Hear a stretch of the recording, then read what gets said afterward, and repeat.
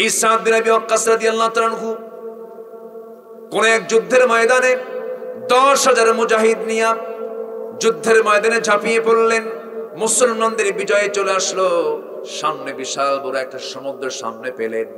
মুজাহিদদেরকে ডাক দিলেন, মুজাহিদরা, এই যে বিশাল বড় দরিয়া দেখতে পেতেছো, সাগর দেখতে পাচ্ছ, কালিমার পতাকা তোমরা এই পারি দেখতে চাও, উড্ডীন অবস্থায়, ওপারও তোমরা উড্ডীন করতে চাও, বিজয়ী করতে চাও, আল্লাহর দিন ওপারও তোমরা ছড়িয়ে দিতে চাও, কারা কারা? আমরা সবাই চাই। তাই যদি হয় এই সমুদ্র পার হবো কেমনে? তার জন্য কোনো রণতরী নাই, কোনো জাহাজ নাই, কোনো শিপ নাই, কেমন করে আমরা ওপারে যাব? অতএব আমি সিদ্ধান্ত নিয়েছি আল্লাহর কাছে প্রার্থনা করে আমি চোখ বন্ধ করে এই সমুদ্রের বক্ষে আমার ঘোড়া দাবড়ায় দেব, ঘোড়া চালায় দেব। তোমরা আমাকে ফলো করবে কিনা? হ্যাঁ, আমরা আপনাকে ফলো করব। বিসমিল্লাহ বলে সাদ বিন আবি ওয়াক্কাস দোয়া করে ঘোড়াটা সমুদ্রের বক্ষে তিনি ছেড়ে দিলেন। এপার থেকে ওপার সব চলে গেলেন, পার হলেন। আল্লাহর কসম করে একটা ঘোড়ার খুর পর্যন্ত পানি স্পর্শ করে নাই। যেরকম সুবহানাল্লাহ। ওপার পাড়ি জমালেন, ওপারে চলে গেলেন। এবার বলছেন, ও দিনের পথের মুজাহিদরা, তোমরা এই সমুদ্র পার হতে নিয়া তোমাদের কোনো সামান, তোমাদের কোনো কিছু জিনিসপত্র সমুদ্রের বক্ষে পড়ে গেছে কিনা? একজন মুজাহিদ বলতেছে, সাদ বিন আবি ওয়াক্কাস, আমার একটা পানির মশক, একটা গ্লাস পড়ে গেছে। সঙ্গে সঙ্গে সমুদ্রকে লক্ষ্য করে বলছেন, সমুদ্র, তোর ক্ষমতা নাই একজন মুজাহিদের সম্পদ তুই হজম করবি। সঙ্গে সঙ্গে ইতিহাস সাক্ষী, সমুদ্রের ঢেউ একটা চলে এলো সমুদ্রের তীরে। সেই ঢেউয়ের সঙ্গে সেই গ্লাসটা, সেই পানির মশকটা চলে আসলো। যার গ্লাস তার হাতের উপরে পড়ে আসলো, তার হাতের উপরে চলে আসলো সেই গ্লাসটা। সঙ্গে সঙ্গে সাদ বিন আবি ওয়াক্কাস বলছেন, শোনো, দিনের পথের মুজাহিদের সামান পৃথিবীর কেউ কোনোদিন রাখতে পারে না। যেরকম আল্লাহু আকবার। সন্ধ্যা হয়ে গেছে। সাদ বিন আবি ওয়াক্কাস বললেন, ও দিনের পথের মুজাহিদরা, সন্ধ্যা তো হলো, আর কোথাও আমরা যেতে পারবো না। বিশাল বড় জঙ্গল, বিশাল গভীর অরণ্য। সে অরণ্যে তারা সময়টা কাটাবেন কেমনে? রাতটা পাড়ি দিবেন কেমনে? হিংস্র জন্তুর বসবাস। এমন সময় সাদ বিন আবি ওয়াক্কাস আল্লাহকে খুশি করে, সেজদা দিয়ে আল্লাহকে খুশি করে, এবার ওই গভীর অরণ্যের একটা উঁচু টিলার উপরে দাঁড়ালেন, উঁচু এলাকায় দাঁড়ালেন। উঁচু জায়গায় দাঁড়ায়া সমুদ্র জঙ্গলের সমস্ত হিংস্র জন্তুদেরকে লক্ষ্য করে বলছেন, ও বনের হিংস্র জন্তুরা, তোমরা আমাদেরকে চিনছো কিনা জানি না, আমরা হলাম রাসূলুল্লাহর সাহাবী, দিনের পথের মুজাহিদ, যুদ্ধ করতে আসছি, দিনকে বিজয়ী করার জন্য আমরা জিহাদে আসছি। আমরা চলে যেতাম, কিন্তু এই গভীর রাতে কোথায় যাব? এই জায়গায় স্যার আমাদের কোনো বিকল্প জায়গা নাই বিশ্রাম নেওয়ার। আসসালামু আলাইকুম ওয়া রাহমাতুল্লাহি তাআলা ওয়া বারাকাতুহু। সবাই কেমন আছেন? আমাকে প্রশ্ন করলেন। আল্লাহ তাআলা আমাকে তো আপনার মতোই আপনার কাতারই রেখেছেন, আলহামদুলিল্লাহ। মঞ্চে উঠতে একটু দেরি হলো, শেষ হতে যদি দেরি হয় কষ্ট হবে? এখানে আসার সুযোগ দিয়েছেন কে? আবার নিয়ে যাবার মালিক কে? সুস্থ রাখেন কে? অসুস্থ রাখেন কে? সব ফয়সালা কার? সেই মহান রবের শানে বলছি আলহামদুলিল্লাহ। সবাই চিৎকার মেরে বলছি, আল্লাহুম্মা লাকা আসলামতু ওয়া বিকা আমানতু ওয়া আলাইকা তাওয়াক্কালতু ওয়া ইলাইকা আনাবতু ওয়া বিকা খাসামতু। আমরা আল্লাহ তাআলার শুকর আদায় করে নিলাম। সম্মানিত হাজিরিন, আমি আলোচনার সূচনায় আমার অভ্যাস অনুযায়ী কোরআনে কারীমের সবচেয়ে বড় সূরা, বৃহৎ সূরা, সূরাতুল বাকারার 172, 73 এবং 174 এই তিনটা আয়াতে কারীমা আমি তেলাওয়াত করেছি। তেলাওয়াতকৃত আয়াত ত্রয়কে সামনে রেখে কিছু কথা বলতে চাচ্ছি। কষ্ট হবে না তো? এলাকায় ঠান্ডা নাই নাকি? ঠান্ডা আছে? আচ্ছা, কিছুক্ষণ আগে বৃষ্টি ছিল না, তবে এমন কুয়াশা ছিল, বৃষ্টিতে দেখা যায়, কুয়াশায় দেখাও যায় না। বৃষ্টিতে বিমান চলে, ল্যান্ড করে, কিন্তু কুয়াশা আজকের এই প্রযুক্তির দুনিয়া, তাই না? প্রযুক্তির দুনিয়া কুয়াশার কাছে অচল, ল্যান্ড করতে পারে না, ফ্লাই করতে পারে না। তো আমি যখন আসতেছিলাম ভবানীগঞ্জ থেকে, 10 হাত দূরে, কি উপায় নেই, ড্রাইভারকে বললাম কি করেন, ঝোঁকে যাই। এর মাঝেও যে লোকগুলো আসছেন, আমি মনে করি এক একজন বড় মুজাহিদের ভূমিকা পালন করেছেন। বলি আলহামদুলিল্লাহ। বুঝলাম না, মাহফিল কমিটি তারা বসার জন্য যে অ্যাকোমোডেশন করেছেন, খুব শর্ট জায়গা হয়ে গেছে আমার মনে হয়, শীতকাল তো। আচ্ছা, বেশি ঠিক তো নাই, এত জোরে ঠিক বলার দরকার আছে? তা ঠিক আছে, চতুর্দিকে একটু ঘেরা দিয়ে, ঠান্ডা তো তাই না, একটু ঘেরা দিয়ে যেন মানুষ যেন খুব সফটলি যেন বসতে পারে, এটা করা দরকার ছিল। আমি মাহফিল কমিটির কাছ থেকে, পক্ষ থেকে আমিও নিজেও ক্ষমা সুন্দর দৃষ্টি কামনা করছি, কারণ আপনারা মেহমান, তো মেহমান না, আপনারা মেহমান। চতুর্দিকে ঘেরা দিলে জিনিসটা একটু ভালো হতো, শীতকাল তো। তো আমি যতক্ষণ আছি, কারো কোনো কষ্ট হবে না তো ইনশাল্লাহ থাকতে? সবাই থাকতে রাজি আছে তো ইনশাআল্লাহ? কিন্তু লক্ষ্য করছি ভিতরের চাইতে বাইরে দাঁড়ানো লোকগুলোই বেশি, বসলে ঠান্ডা অবশ্য বেশি লাগে নাকি? আচ্ছা, আমি কাউকে জোর করব না, যে যেখানে আছেন সেখানেই থাকেন, তবে শর্ত হলো কেউ যাব না, আমরা শেষ দোয়াটা করে যাব। জোরে বলি ইনশাআল্লাহ, আর জোরে বলি ইনশাআল্লাহ। আমার দেশে বহু মারা আছে, ভেড়া মারা। তারপরে না, বসেন কিছুক্ষণ, একটু আর একটু বসেন। আমিও যাবো তো, আমার কালকে সিলেট, বেশি দূরে না তো। আমি আসছি 8টার সময়, আপনি তো আসছেন। বলেন তো, সভাপতি ছাড়া কি হয়? বলেন তো, হয় এটা? বলেন তো, এদিকে জায়েজ আছে? একটু এই থামেন। আচ্ছা, একটু ভাইকে আমি কষ্ট দেব, একটু থাকেন না, কি আছে? আপনি তো আমাদের সভাপতি, সবার তিনি পতি না? জি, থাকেন। আল্লাহ আপনাকে কবুল করে নিয়েছেন, বলি আলহামদুলিল্লাহ। সর্বশ্রেষ্ঠ সূরার নাম কি বলেন তো? আর সবচেয়ে বড় সূরার নাম কি? সবচেয়ে শ্রেষ্ঠ আয়াত কোনটি? ওয়াজ আর কি করবো বলেন তো, সব তো জানি।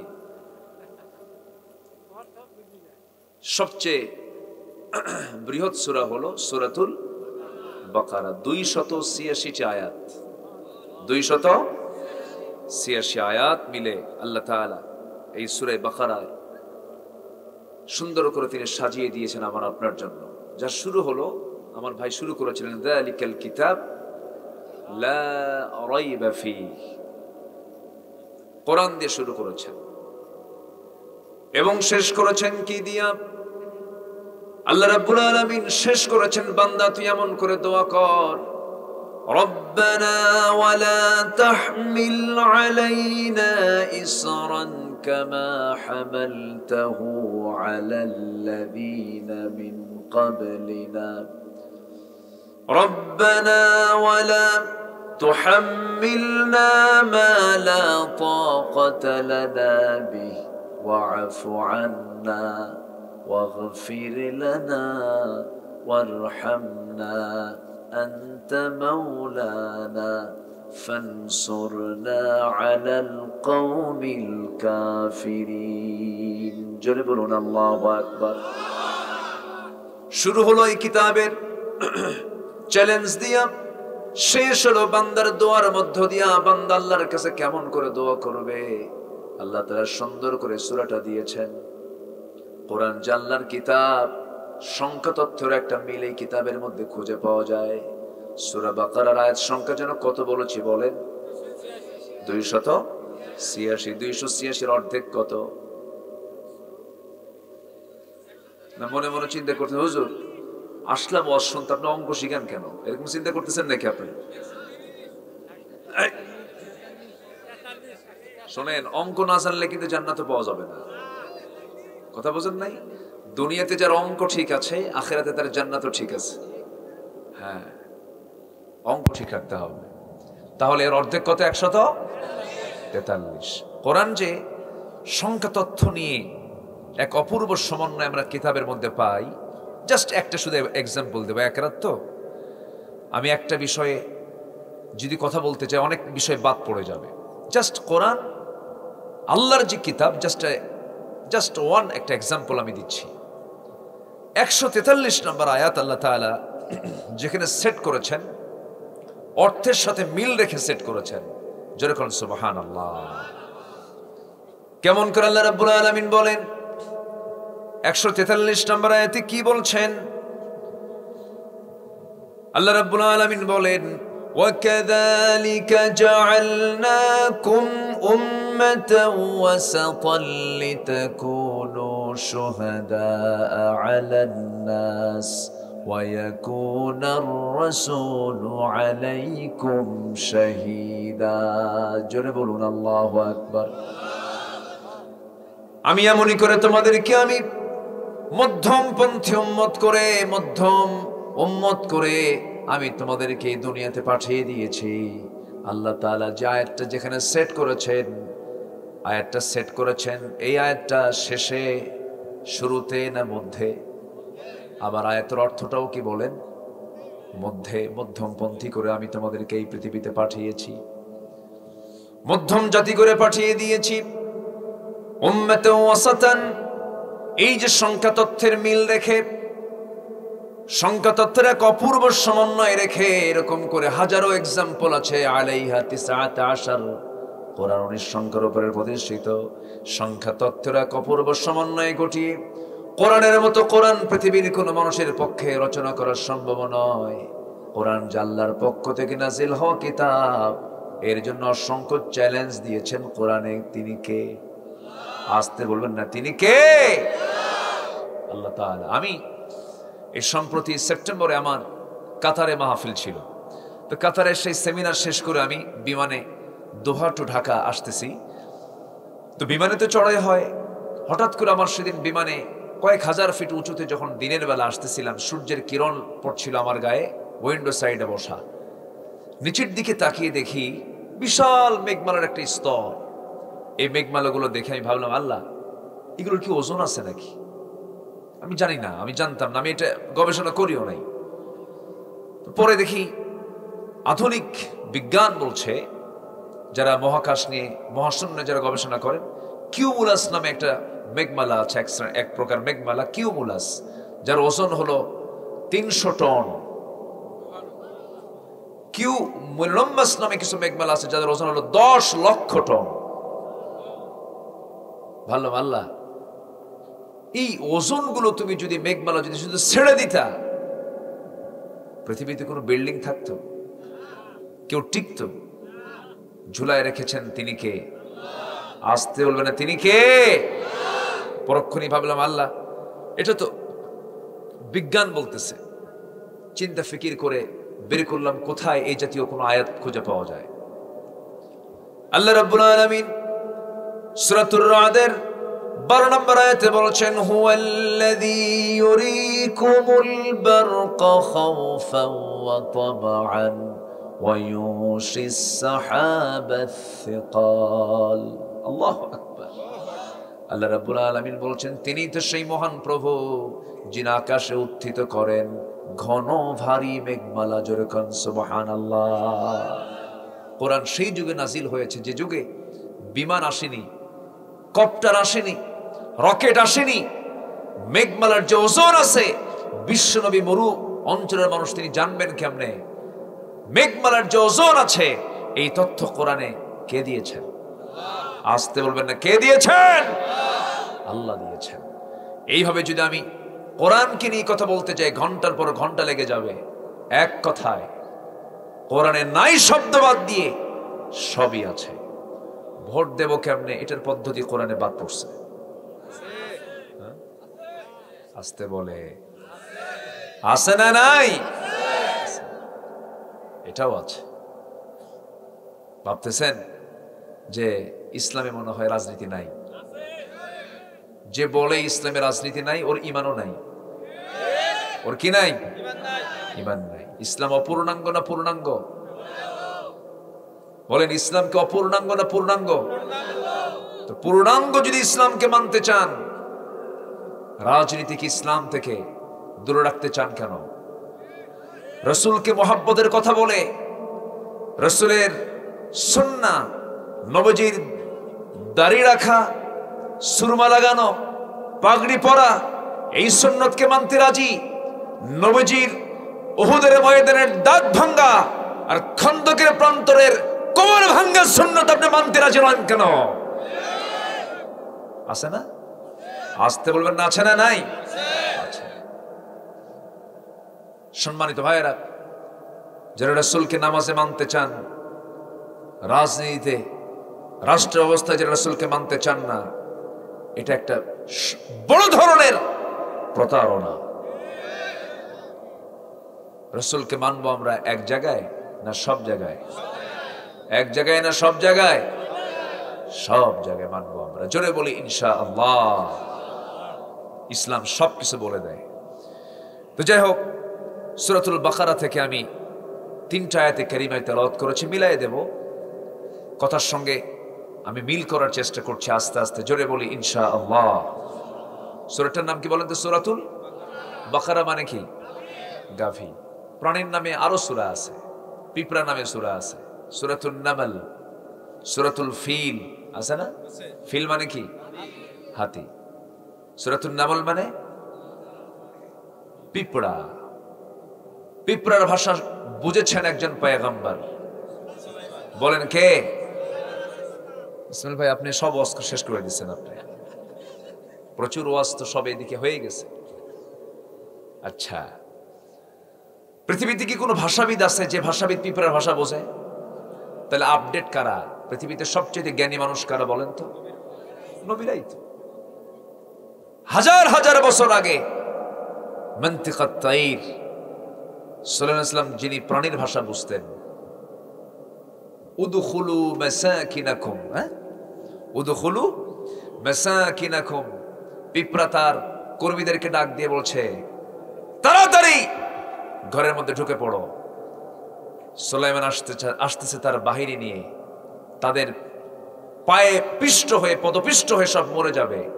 এই ভাষাটা কানে চলে গেছে আল্লাহর পয়গম্বরের। জোরে কান সুবহানাল্লাহ। চট করে পিঁপড়ার যে লিডার তাকে ধরে ফেললেন। ধরে হাতের তালুতে নিয়ে 2 রাজার মধ্যে কথা চলতেছে। সুবহানাল্লাহ বলবেন না? ফাতাবাসসামা দাহিকান। আমার নবী সেখানে আল্লাহর পয়গম্বর সাল্লাল্লাহু আলাইহি ওয়াসাল্লাম একটু মুস্কি মুস্কি হাসি মারলেন, তার কথাগুলো শুনলেন। জোরে কান সুবহানাল্লাহ। জ্ঞানীর বাহাদুরি দেখাও। তুমি কয়টা ভাষার জ্ঞানী হয়েছ? কয় ভাষা তুমি জানো? আল্লাহর পয়গম্বররা, আল্লাহ তাআলা তাদেরকে এই পৃথিবীর সবচেয়ে বড় জ্ঞানী করেছেন। জোরে কান সুবহানাল্লাহ। ওয়া আল্লামা আদামাল আসমাআ কুল্লাহা। পৃথিবীতে আদমের মতো জ্ঞানী মানুষ আর পৃথিবীতে আসবে না, যাকে আল্লাহ তাআলা পৃথিবীর সকল কিছুর নামের শিক্ষা দিয়েছেন। কুল্লাহা, সব আমার বাপজান জানতেন। তাহলে আমার বাপ মূর্খ না জ্ঞানী? তাহলে জ্ঞানী পিতার সন্তান হবে মূর্খ না জ্ঞানী? আমরা কি ভালো কিরকম? জ্ঞানী পিতার জ্ঞানী সন্তান হওয়ার কথা ছিল। বুকটা ফেটে যায়। 18 কোটি মুসলমান, শিক্ষার ডিপার্টমেন্ট আছে, মন্ত্রণালয় আছে, বুকটা ফেটে যায়। 18 কোটি মুসলমানের আমার মনে হয় 17 কোটি মুসলমান কোরআনটাকে সহি করে পড়তে পারে না, তার বেশি হবে, কোরআনই পড়তে পারে না। আমার দেশের মুসলমান যতটুকু নামাজ পড়ে, নামাজ পড়ানোর কি যোগ্যতা আছে? যে মুসল্লির নামাজ পড়ানোর যোগ্যতা নেই তার নিজের নামাজও তো হয় না। কি ঠিক আছে না? যে মুসল্লি নামাজ পড়ানোর যোগ্যতা রাখে না তার নিজের নামাজও হয় না। আমরা কোথায় আছি? মুসলমান, আমার দেশের মুসলমান বেনামাজি। আমার দেশের মুসলমান বিড়ি ছাড়া বেশি না বিড়ি খাওয়া বেশি? বলেন বলেন বলেন বলেন। নামাজি বেশি না বেনামাজি বেশি? আচ্ছা, এরপরে কি বলবো আর? কোরআন কি বেশি পড়তে পারে না? কোরআন কি সহি পড়তে পারে? কোরআন পড়তে পারা মুসলমানের সংখ্যা আমার দেশে কম না বেশি? কম। কোরআন পড়তে পারে না, বেনামাজি, বিড়ি খায়। যদি বলি আমার দেশের অধিকাংশ মুসলমান দাড়ি ছাড়া না দাড়িওয়ালা? আসতে কয় দাড়ি ছাড়া না দাড়িওয়ালা? এই পৃথিবীর কোন নবী দাড়ি ছাড়া ছিলেন? বলেন। এমন কোন পয়গম্বর নাই যে পয়গম্বর দাড়ি বিহীন ছিলেন। সব পয়গম্বর দাড়িওয়ালা। তাহলে আমাদের সকল কিছুতে আমরা এগিয়ে না পিছিয়ে? এগিয়ে না পিছিয়ে? পিছিয়ে। সূরাত সিরাত সবগুলো ঠিক থাকার কথা ছিল, কিন্তু নাই কেন? মালয়েশিয়াতে যান, 60% সেখানে মুসলমান। ক্লাস 8 লেভেলে পড়ে বুড়া পর্যন্ত এমন কোন মুসলমান নাই যে নামাজ পড়ানোর যোগ্যতা রাখে না। কেন জানেন? তাদের শিক্ষা সিলেবাসটাই সাজানো আছে। এমনি তাদের শিক্ষার মধ্য দিয়ে জানা হয়ে যায়, কিন্তু আমরা জানবো কেমনে? ইসলাম শিক্ষার মধ্যে মা দুর্গা ঢুকে পড়ছে। কি কথা কি বুঝে আসে? কথা বুঝে আসে? আমরা কি এগোতে পারলাম, কি করতে পারলাম? সম্মানিত ভাইয়েরা, প্রথম আহ্বান থাকবে এটাই, কোরআনের মাহফিল আসছে, আমরা কোরআন শিখে নেব। খুব আস্তে বললেন কিন্তু, আরো জোরে, আরো জোরে, আরো জোরে। 60 বছর বয়স হয়ে গেছে চাচার। চাচা কোরআন পড়েন? কে বাবা, মুখী আসে না, পড়তে পারি না বাবা, হয় না বাবা। কাচ্ছা চাচা, ওই যে ভবানীগঞ্জের মোড়ে পৌরসভার সামনে যে 4 কাঠা জায়গা আছে, ওটার দাগ নাম্বার যেন কত? 93। টনটনা মুখস্থ। জমির দাগ নাম্বার মুখস্থ আছি, কোন পুকুরের কোন খতিয়ান মুখস্থ আছি, সব জানে চাচা, কিন্তু জান্নাতের যে দাগ নাম্বারটা জানতে হবে। দাগ নাম্বার না জেনে মরে গেলে জান্নাত খুঁজে পাওয়া যাবে না। জান্নাতের দাগ নাম্বার খোঁজার জন্য দুনিয়ার কোনো ভূমি অফিসে পাওয়া যাবে না। জান্নাতের দাগ নাম্বার খুঁজতে হবে কোন কিতাবে? বলেন, জোরে বলেন, কোন কিতাবে? কোন কিতাবে বলেন? কোরআনটা। এই জন্য আমরা পড়বো বেশি না পড়বো কম? কোরআন শুনবো বেশি, গান শুনবো? গান শুনবেন? তা গান শোনা যাবে? গানের আশেপাশে যাওয়া যাবে? খুব গান গাইতো সংসদে, নাই, হেরে গেছে, চলে গেছে, নাই তো। সবাই সচেতন, তাই না?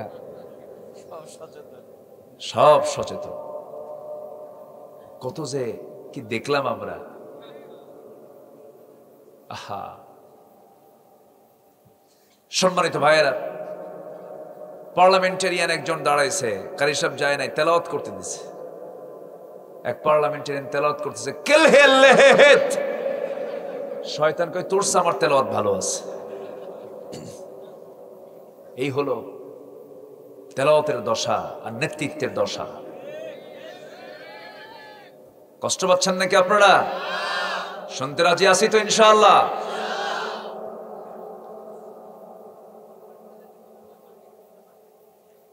জি, জোরে বলি ইনশাআল্লাহ।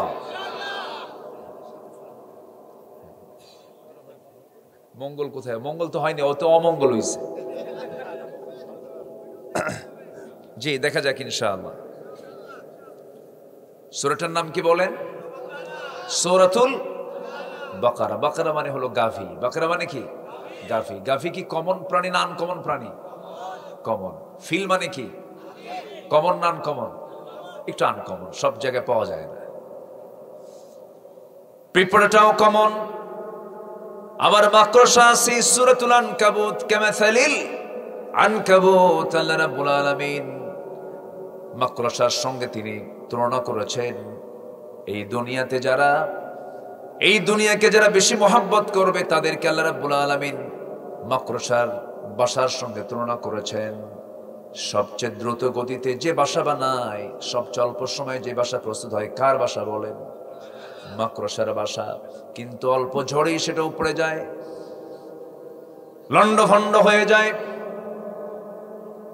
কিন্তু মাকড়সা যে বাসাটা বানালো, সেই বাসার মতো বাসা পৃথিবীর কোন আর্কিটেকচার ইঞ্জিনিয়ার বানাতে পারবে না। কি তার পরিমাপ, কি তার স্কেল, এমন সুন্দর করে বাসাটা বানায়, এটা চক্কর মারে বাসা প্রস্তুত হয়ে যায়। আল্লাহ রাব্বুল আলামিন ওই মাকড়সার মাথার মধ্যে কিছু মগজ দিয়েছেন। মগজটার ওজন নাই, ছোট্ট মগজ, ছোট্ট একটা প্রাণী, ওর মধ্যে সবকিছু আছে। কি তার ইঞ্জিনিয়ারিং প্ল্যান, সুন্দর করে বাসাটা বানালো। আল্লাহ রাব্বুল আলামিন বুঝাই দিচ্ছেন, বান্দা এই মাকড়সার মধ্যে আমি জ্ঞান দিয়েছি, এর মধ্যে আমি ইঞ্জিনিয়ারিং প্ল্যান দিয়েছি, কিন্তু আমি তোমাদেরকে এই মাকড়সার বাসার সঙ্গে এই দুনিয়াকে তুচ্ছ মনে করে দিলাম এই জন্য, কারণ সবচেয়ে দুর্বল বাসা হলো মাকড়সার বাসা, যা অল্প ঝড়েই উপড়ে যায়, বাসা লন্ডভন্ড হয়ে যায়। আমার বন্ধুগণ, এইরকম করে কোরআনে আল্লাহ তাআলা অনেক এক্সাম্পল দিয়েছেন, অনেক উদাহরণ দিয়েছেন। সূরাতুল বাকারা আল্লাহ রাব্বুল আলামিন নাযিল করেছেন, এমন কোন বিষয় নাই যা এর মধ্যে বাদ পড়েছে। 286 আয়াত সম্বলিত এই সূরা, পূর্ণাঙ্গ একটা সূরার নাম রাসূলকে উপহার দিয়েছেন। এর মধ্যে 172 নম্বর আয়াত আল্লাহ রাব্বুল আলামিন ঈমানদারকে ডাক দিচ্ছেন, ঈমানদাররা শোনো। ঈমানদারকে ডাক দিয়ে কি বলছেন? ইয়া আইয়ুহাল্লাযীনা আমানু কুলু মিন তাইয়্যিবাতি মা রাযাকনাকুম ওয়াশকুরু লিল্লাহ ইন কুনতুম ইয়্যাহু তা'বুদুন। জোরে বলুন আল্লাহু আকবার। আল্লাহ তাআলা ডাকতেছেন বেঈমানকে না ঈমানদারকে। এখানে আমরা বসে আছি কারা? দুই একজন করে উঠে দেখি, কি ব্যাপার? ঠান্ডা কি বেশি লাগতেছে? লাগতেছে তো। আমি কি শেষ করে দেব নাকি বলেন? তো উঠে কেন? বসেন, বসেন, একটু বসেন। কত রাত, কত দিকে কেটে যায়, কত সময়, কত দিকে অপচয় করি আমরা। গত ওই শীতের মধ্যে কিন্তু খেলা হয়েছে, বিশ্বকাপ খেলা, মনে আছে কিনা আপনাদের? রাত 3টার দিকে খেলা, 2টার দিকে আল্লাহর বান্দা উঠে ওযু বানায়, নামাজে দাঁড়ায় সেজদায় কয়, আল্লাহ আমার দলটা যেন জিতে। আল্লাহ আবার ফোন দিয়ে বলে, হুজুর আমার দলটা যেন জিতে।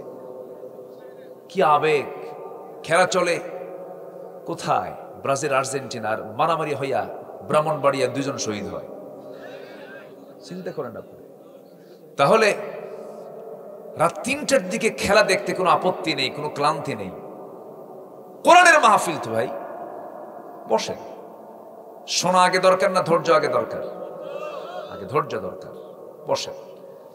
একটা পয়েন্ট আমি নিয়েছি মাথায়, আমি উপস্থাপন করব। জোরে বলি ইনশাআল্লাহ। আল্লাহ ঈমানদারকে ডাকছেন। কাকে ডাকছেন বলেন তো? ঈমানদার কাকে বলে? এটা একটা বিষয় তো। আমার দেশে কিন্তু বহু লোকের নামও আছে ঈমান আলী, নাম আছে না? নাম ঈমান আলী, আর কিছু লাগে নাকি? নাম হলো ঈমান আলী। ফজরে ওঠে না, নাক ডেকে ঘুমায়। নাম হলো রমজান আলী, রমজান মাস আসলে পরে দুপুর বেলা ভাত খায়। নাম হলো আতর আলী, গাজার গন্ধে কাছে যাওয়া যায় না।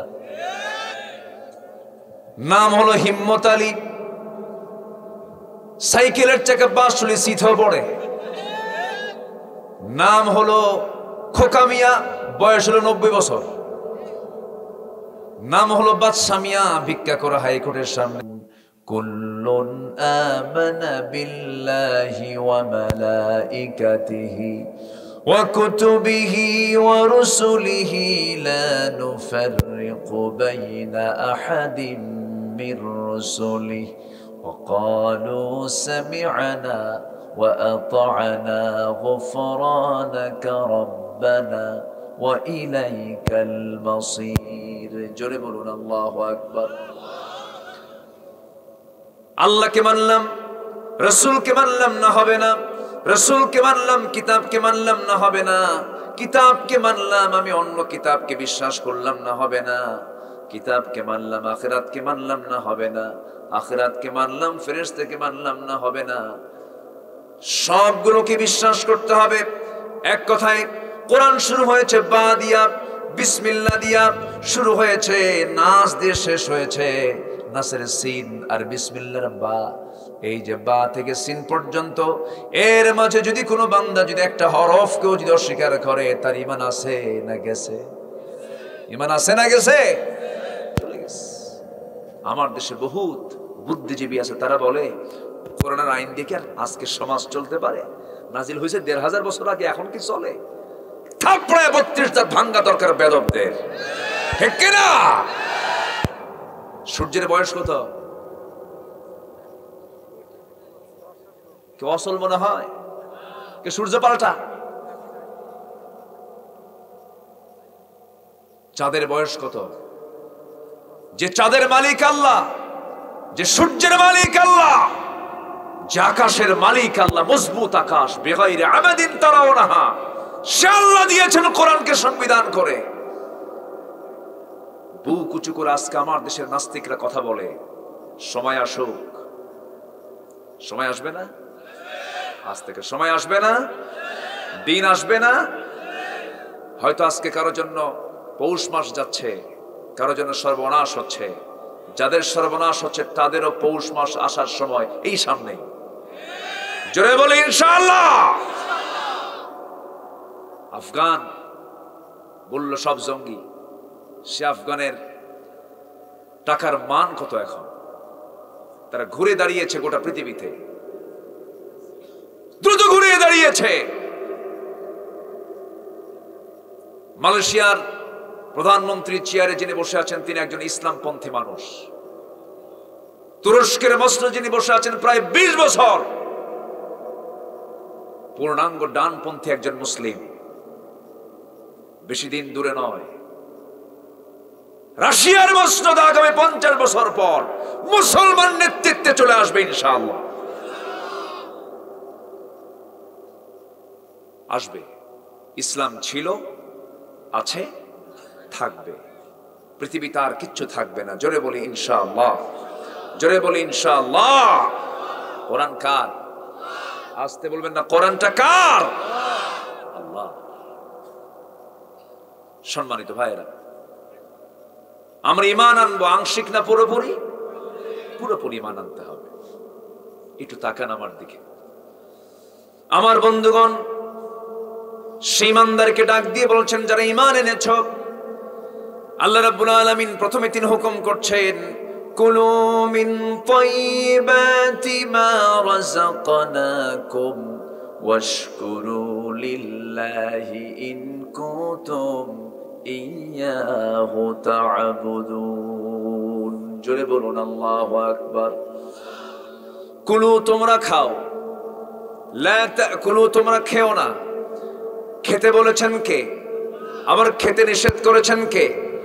এক জায়গায় বলছেন লা তাকুলু, খেও না, এই জায়গায় বলছেন কুলু, খাও। লা তাকুলুর রিবা দাআফাম মুদাআফা, তোমরা চক্রাকারে সুদের কারবার করো না, সুদ খেও না। দেখেন আল্লাহ তাআলা বলছেন কুলু মিন তাইয়্যিবাতি মা রাযাকনাকুম, তোমরা খাও পবিত্র যে রিজিক আমি তোমাদেরকে দিয়েছি। জোরে বলুন সুবহানাল্লাহ। আজকে মুসলমান হালাল খায় না সুদ খায়?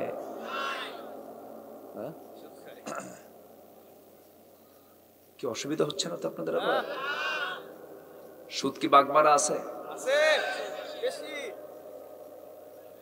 হ্যাঁ, লাভ বেশি। এটিকে লাভ বলে? লাভ তো ব্যবসা। লাভ কি বলেন? ব্যবসা। এই যে আমার হাতে গ্লাস দেখছেন, আমি কিনলাম 50 টাকা দিয়ে, বিক্রি করলাম 60 টাকা, লাভ হলো কত? এটা এটা এটা এটা কি বলে? ব্যবসা এবং লাভ, মুনাফা, লাভ হলো। আর আমি এটা দোকানে না তুলে দোকানে টাকাই রাখছি, দিলাম টাকা, 1 মাস পরে তুমি আমাকে 50 টাকা তোমাকে দিলাম, 1 মাস পরে তুমি আমাকে দিবা 51 টাকা, যদিও কম হলো টাকা, এরপরও সে 1 টাকা লাভ না সুদ? লাভ না সুদ? সুদ। অনেকে বুঝতে চায় না, কয়েছে একই তো। কি কথা কি বুঝতেছেন আপনারা? কি কয় একই তো। আচ্ছা, কেউ বিয়ে না করে যদি কোনো মহিলাকে নিয়ে যদি মানে পার্কে যায়, ওই যে কইছে একজন পার্কে যায়, আচ্ছা যদি রাত্রি যাপন করে, পর একজন নারী, পর নারী এবং পর পুরুষ, সওয়াব না গুনাহ? আস্তে কর, সওয়াব না গুনাহ? গুনাহ। কিন্তু একজন নর এবং নারী ইজাব এবং কবুল, ইজাব এবং কবুল, এটার শর্ত পূরণ করে, বিয়ের শর্ত পূরণ করে যদি তারা রাত্রি যাপন করে, গুনাহ না সওয়াব? একই।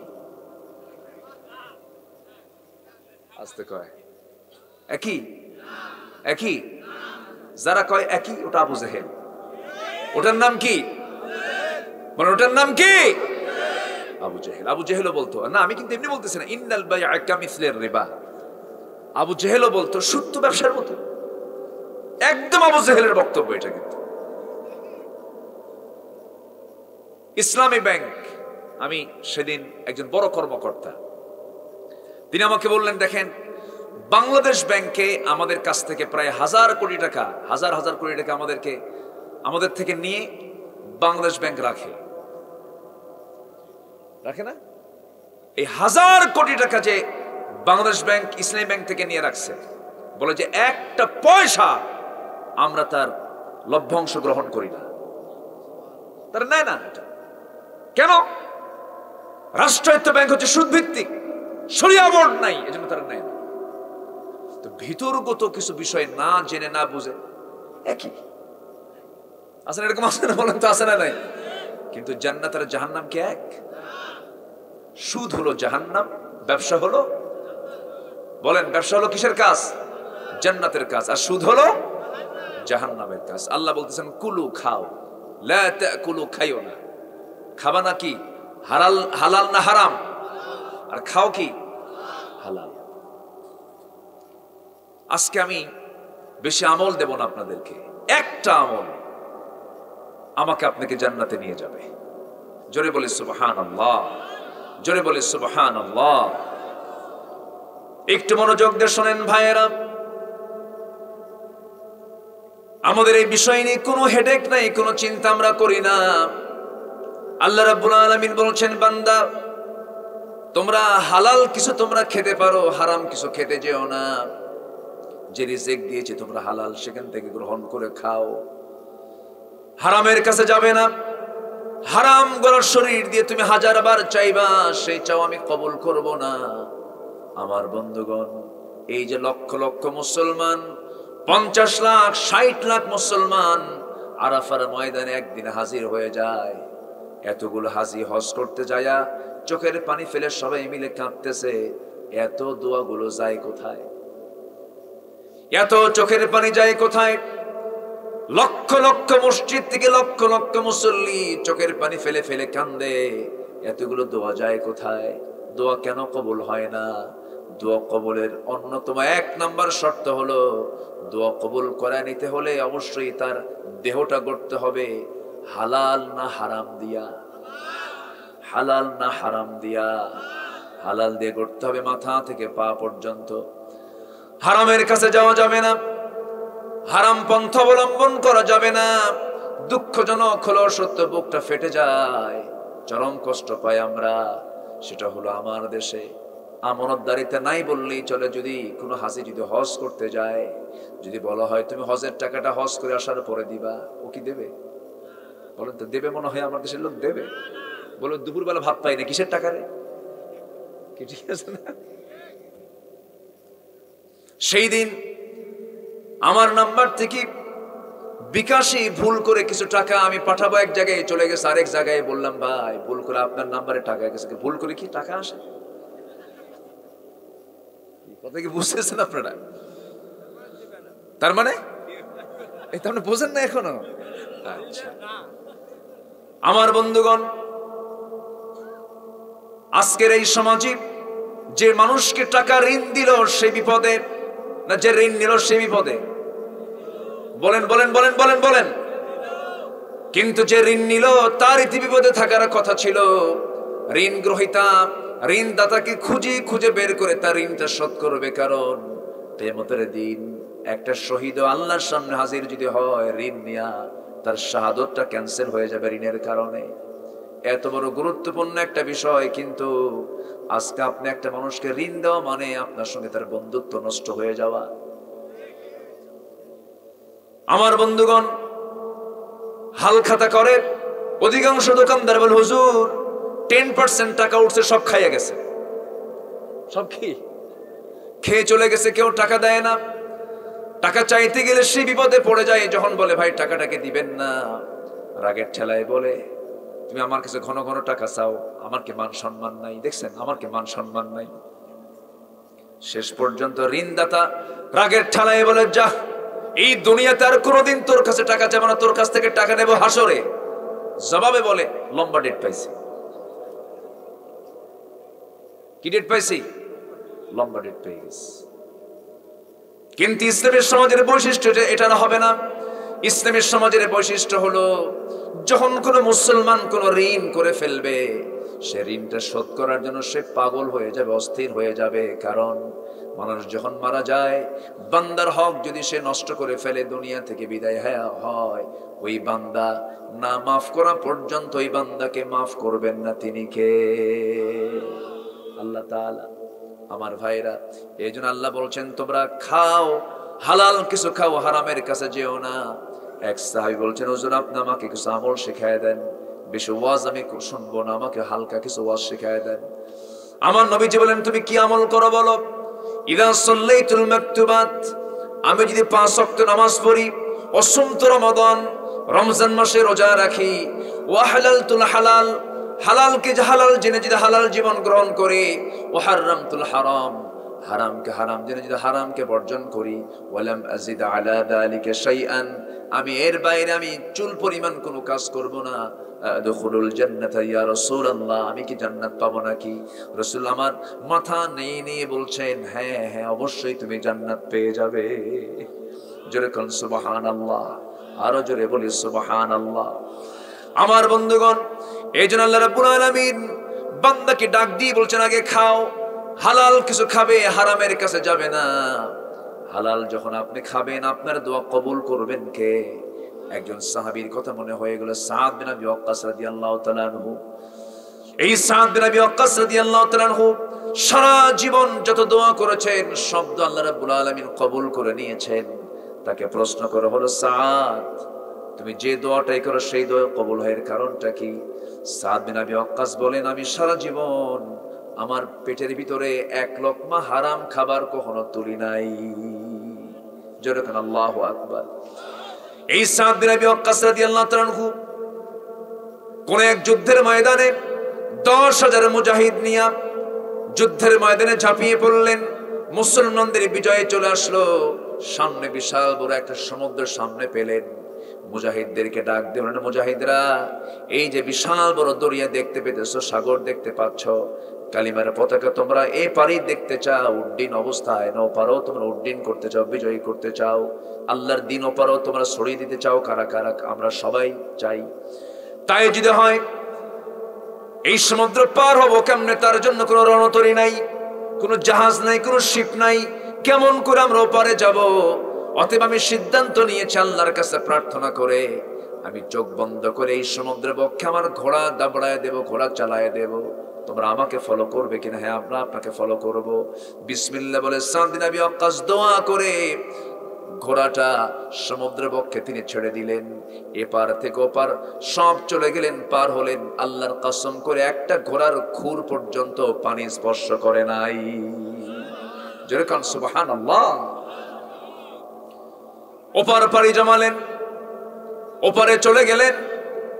এবার বলছেন, ও দিনের পথের মুজাহিদরা, তোমরা এই সমুদ্র পার হতে নিয়া তোমাদের কোনো সামান তোমাদের কোনো কিছু জিনিসপত্র সমুদ্রের বক্ষে পড়ে গেছে কিনা? একজন মুজাহিদ বলতেছে, সাদ বিন আবি ওয়াক্কাস, আমার একটা পানির মশক, একটা গ্লাস পড়ে গেছে।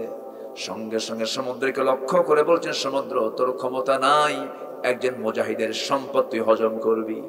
সঙ্গে সঙ্গে ইতিহাস সাক্ষী, সমুদ্রের ঢেউ একটা চলে এলো সমুদ্রের তীরে। সেই ঢেউয়ের সঙ্গে সেই গ্লাসটা, সেই পানির মশকটা চলে আসলো। যার গ্লাস তার হাতের উপরে পড়ে আসলো, তার হাতের উপরে চলে আসলো সেই গ্লাসটা। সঙ্গে সঙ্গে সাদ বিন আবি ওয়াক্কাস বলছেন, শোনো, দিনের পথের মুজাহিদের সামান পৃথিবীর কেউ কোনোদিন রাখতে পারে না। যেরকম আল্লাহু আকবার। সন্ধ্যা হয়ে গেছে। সাদ বিন আবি ওয়াক্কাস বললেন, ও দিনের পথের মুজাহিদরা, সন্ধ্যা তো হলো, আর কোথাও আমরা যেতে পারবো না। বিশাল বড় জঙ্গল, বিশাল গভীর অরণ্য। সে অরণ্যে তারা সময়টা কাটাবেন কেমনে, রাতটা পাড়ি দিবেন কেমনে, হিংস্র জন্তুর বসবাস। এমন সময় সাদ বিন আবি ওয়াক্কাস আল্লাহকে খুশি করে, সেজদা দিয়ে আল্লাহকে খুশি করে, এবার ওই গভীর অরণ্যের একটা উঁচু টিলার উপরে দাঁড়ালেন, উঁচু এলাকায় দাঁড়ালেন। উঁচু জায়গায় দাঁড়ায়া সমুদ্র জঙ্গলের সমস্ত হিংস্র জন্তুদেরকে লক্ষ্য করে বলছেন, ও বনের হিংস্র জন্তুরা, তোমরা আমাদেরকে চিনছো কিনা জানি না, আমরা হলাম রাসূলুল্লাহর সাহাবী, দিনের পথের মুজাহিদ, যুদ্ধ করতে আসছি, দিনকে বিজয়ী করার জন্য আমরা জিহাদে আসছি। আমরা চলে যেতাম, কিন্তু এই গভীর রাতে কোথায় যাব? এই জায়গায় স্যার আমাদের কোনো বিকল্প জায়গা নাই বিশ্রাম নেওয়ার। আমরা আজকে এই জঙ্গলের ভিতরে আজকে রাতটা কাটাবো, তোমরা আমাদেরকে পাহারা দেবে, কোনো ডিস্টার্ব করবে না। ইতিহাস সাক্ষী, সাদ বিন আবি ওয়াক্কাস এই বক্তব্য দিয়েছেন, এই বক্তব্যের ভাষা বনের জন্তুরা পর্যন্ত বুঝে গেছে। যেরকম সুবহানাল্লাহ। সিংহ সিংহের কাতারে, বাঘ বাঘের কাতারে, অজগর অজগরের কাতারে, হিংস্র জন্তুগুলো লাইনে লাইনে করে এই জঙ্গল থেকে আরেক জঙ্গলে গিয়ে পাড়ি হয়েছে। গোটা রাত নিরাপদে ওই দিনের পথের মুজাহিদরা জঙ্গলের মধ্যে রাত কাটিয়ে দিয়েছেন। যেরকম সুবহানাল্লাহ। কেন হয়েছে, কি জন্য হয়েছে? এক একজন সাহাবী ছিলেন বড় তাকওয়াবান, মুত্তাকি, পরহেজগার। তারা হারাম কাজের দিকে যান নাই, হারাম কাজের দিকে অংশগ্রহণ করেন নাই। এই জন্য আমার বন্ধুগণ, মুসলমান কি বিজয়ী হওয়ার জন্য আগে তাকে হারাম পন্থা না হালাল পন্থা ধরতে হবে? হারাম না হালাল? হালাল। হালালকে আমরা হ্যাঁ বলবো, হারামকে আজকে আমরা না বলে ফেলবো। কিন্তু দুঃখজনক হলো সত্য, একটা কথা আমি আপনাদেরকে বলতে চাই, আমার দেশের মানুষ বেশি না চোর বেশি? ভালো করে কন, মানুষ বেশি না চোর বেশি? মানুষ কম। মসজিদে যাবেন, আমি আগে না জুতা আগে? বলেন, আমার আগে জুতা, সামনে জুতা রাখা লাগে। রুকুর দিকে, রুকুতে যাওয়ার পর রুকু থেকে উঠেই আগে দেখা লাগে জুতা আছে তো। এই হলো মসজিদ। মালদ্বীপ, বহুদিন আগে একটা দাওয়াতে গিয়েছিলাম। মালদ্বীপের সেন্ট্রাল মসজিদ, আমি এবার সেখানে নামাজ পড়িয়েছি এই গত কয়েকদিন আগে। মালদ্বীপের যে সেন্ট্রাল মসজিদ, ওখানকার সেন্ট্রাল মসজিদের খতিব আমাকে চিনে ফেলছে। কথাবার্তা হলো, বললো যে আজকে নামাজটা আপনি পড়াবেন। তো মালদ্বীপের সেন্ট্রাল মসজিদ আমি গত আরো 8 বছর আগে ভিতরে ঢুকবো, আমি জুতা সাথে নিয়ে ঢুকতেছিলাম। তো জুতার সাথে নিয়ে ঢোকা দেখে আমাকে দেখে অবাক হয়ে যাচ্ছে, জুতাও কি নামাজ পড়বে নাকি? মানে জুতা থাকে পায়ের তলে, পায়ের তলের জুতাও। এই দেশে নিরাপত্তা নাই, আছে? হ্যাঁ, জুতা চুরি হয়ে যায়। সাইকেল নিয়ে আপনি গেছেন বাজারে, এইদিকে তাকাবেন, এইদিকে নাই। আমরা আছি কোথায়? আমি ঢাকাতে আমার গাড়িতে বসে, গ্লাসটা খোলা, আমি মোবাইল দেখতেছি, হাতের মধ্যে মারছে দৌড়। আমি এখন বলবো কি আর ধরবো কি বলেন? পরিকল্পনা মন্ত্রী, সামনে পুলিশ, পিছনে পুলিশ প্রোটোকল, আইফোন, গ্লাসটা খুলে কি বলে বাড়িধারার ওইদিকে যাচ্ছেন প্রোটোকল নিয়ে, মন্ত্রীর হাত থেকে আইফোন নিয়ে মারছে দৌড়। জানেন না কি করছে? নমিনেশন জমা দেওয়ার দিন সাকিব আল হাসানের আইফোন শেষ। যাবেন কোথায়? আমরা কি কম কিছু পারি নাকি? তায়েফে গেছি মাহফিলে, মাগরিবের সময় শুনলাম একজনের জুতা নাই, বললাম এই দেশেও জুতা চোর আছে? পরে জুতা চোর ধরা পড়ছে, মেড ইন বাংলাদেশ। হজে তোয়াফ করে, হাজিরা কি করে? তোয়াফ করে, মাতাফে তোয়াফ করে। সে তোয়াফ করতে নিয়ে একজন মানিব্যাগ, একজনের মানিব্যাগ চুরি হয়ে গেছে, ধরা পড়ছে, মেড ইন বাংলাদেশ। ওরা হজের আগ দিয়ে একটা টিম, মানে পকেট মারের একটা টিম এখান থেকে যায় প্রত্যেক বছর।